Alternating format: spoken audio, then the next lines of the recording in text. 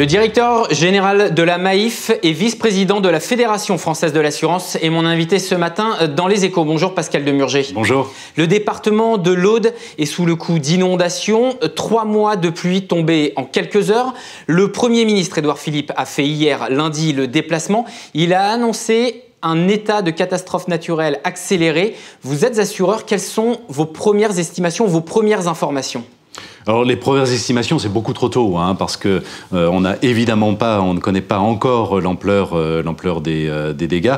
Non, l'heure est au soutien, à l'entraide, à la proximité. On a dépêché sur place des équipes de gestionnaires de sinistres pour qu'ils soient au plus près du terrain, pour accueillir les déclarations, accueillir les sinistrés. On a mis en place une cellule de soutien psychologique parce qu'il y a aussi évidemment ce genre de soutien qui est nécessaire. Nous avons mis en place une plateforme qu'on appelle Cher Entraide qui permet, sur la base du partage et de la gratuité aux gens de proposer des services. On a des dizaines d'annonces déjà de gens qui se proposent pour héberger des personnes qui ont perdu leur logement ou des aides de toute nature. Donc on essaye d'être le plus présent d'abord dans le soutien, dans l'entraide.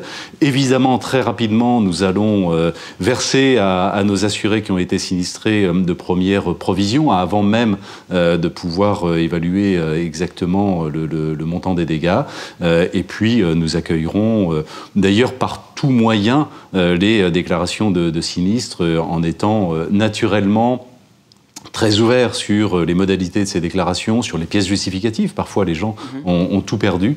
Donc, encore une fois, l'heure est avant tout au soutien, avant de parler d'évaluation.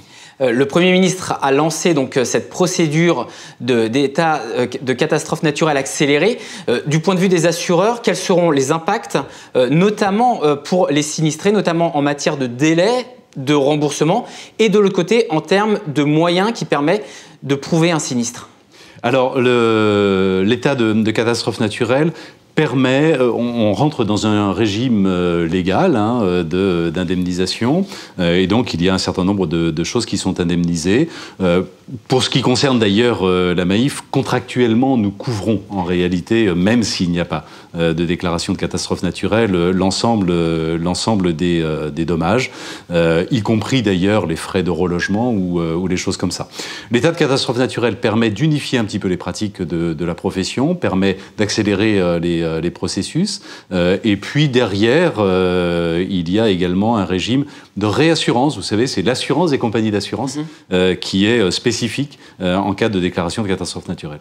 On perçoit ces derniers mois une recrudescence des catastrophes naturelles en France. Il y a le département de l'Aude avec les inondations dont on vient de parler. Ça a été également le cas il y a quelque temps dans le Var. Il y a eu également de la sécheresse dans le Doubs.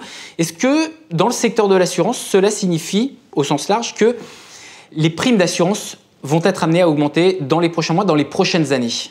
Alors, ce que vous décrivez, c'est vrai effectivement des mois écoulés, c'est vrai en réalité sur une période plus longue, des années écoulées, c'est vrai en France, c'est vrai au plan mondial. On estime le coût des catastrophes naturelles ou des événements de ce type-là dans le monde sur les 20 dernières années à environ 3 000 milliards de dollars quand même, 2,5 fois plus que durant les 20 années précédentes.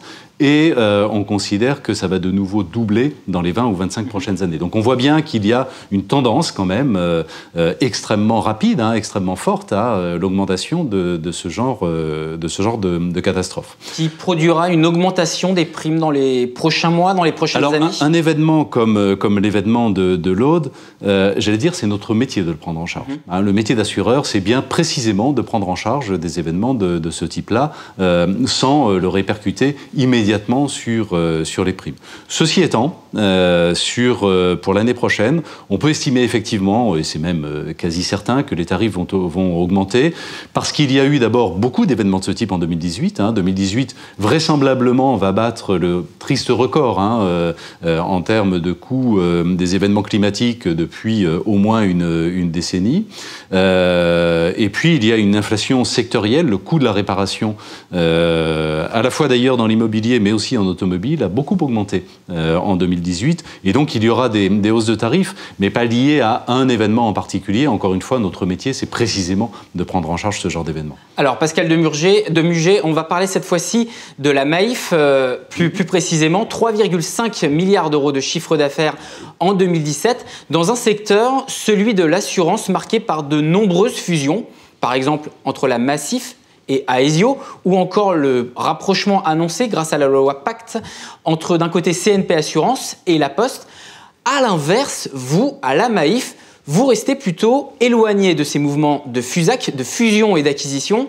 Est-ce que vous ne craignez pas d'en faire les frais dans quelques mois, dans quelques années ?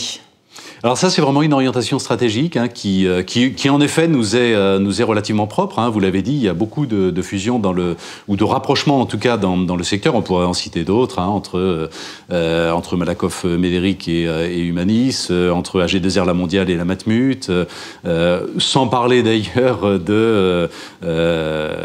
des mouvements entre Covea et Lascor. Il y a beaucoup de mouvements dans le secteur. Nous considérons que le véritable sujet, en fait, d'importance stratégique majeure, c'est évidemment la transition digitale.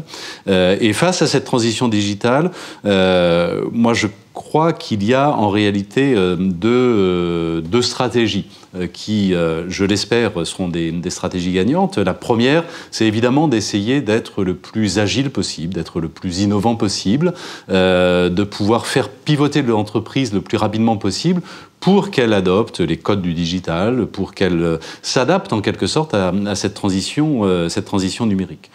Or, ça n'est pas en grossissant que l'on devient agile. Je crois qu'on reste plutôt plus agile quand on reste indépendant. Et puis, s'agissant de la Maïf en particulier, nous avons une marque particulière qui délivre un message un petit peu différent. On a des spécificités, une singularité, et moi je crois que l'on peut énormément capitaliser sur cette singularité. Nous sommes en train de construire, de développer un modèle d'entreprise un peu différent d'une entreprise classique, beaucoup plus respectueuse de ses différentes parties prenantes, de ses sociétaires assurés, mais aussi de ses salariés, mais aussi de l'environnement dans lequel elle évolue. Et je pense que cette manière d'entreprendre reçoit un écho de plus en plus important au sein de l'opinion publique. Dernier sujet sur le secteur de l'assurance, puisque l'on parle de l'avenir de ce secteur. Il y a eu le mondial de l'automobile, avec notamment beaucoup de bruit autour de la voiture autonome. Les promesses sont de plus en plus grandes. On nous promet qu'elles arriveront de plus en plus rapidement. Aujourd'hui, l'assurance des conducteurs automobiles, c'est un marché gigantesque. À la Maïf, vous avez 3,5 millions de véhicules assurés. C'est à peu près la moitié de votre chiffre d'affaires. L'arrivée de la voiture autonome, ça pourrait vouloir dire moins de conducteurs, voire plus de conducteurs. Est-ce que c'est la fin d'un marché pour les assureurs ? C'est pas la fin d'un marché, c'est la fin du marché tel qu'il existe aujourd'hui, avec là aussi des transformations assez profondes. Déjà, la transformation du droit de l'assurance. Le droit de la responsabilité va forcément évoluer. S'il n'y a plus de conducteur dans le véhicule, ça n'est plus la responsabilité personnelle de l'automobiliste, du conducteur qui sera mise en jeu, mais il y aurait la recherche d'une responsabilité autre. Est-ce que c'est celle du constructeur automobile ? Est-ce que c'est celle du fournisseur d'algorithmes qui permet au véhicule d'être autonome, etc. On peut tout imaginer. En tout cas, il y a tout un volet juridique à reconstruire. Et puis, il y a bien sûr des impacts économiques relativement importants. La montée progressive de l'autonomie dans les véhicules, c'est en réalité de plus en plus, et tant mieux, de sécurité active embarquée dans les véhicules, et donc une baisse de la sinistralité. Ça veut dire aussi derrière des impacts sur le chiffre d'affaires des assureurs. C'était évidemment une bonne chose. Ça veut dire quand même que lorsque l'on est assureur, il faut regarder le sujet de près et être capable justement d'accompagner ce mouvement. Je parlais tout à l'heure d'agilité, de la nécessité d'être agile. C'est aussi ça, être agile. Bien sûr. Merci Pascal Demurger d'avoir été mon invité ce matin dans Les Échos. Je rappelle, directeur général de la Maïf et vice-président de la Fédération française de l'assurance.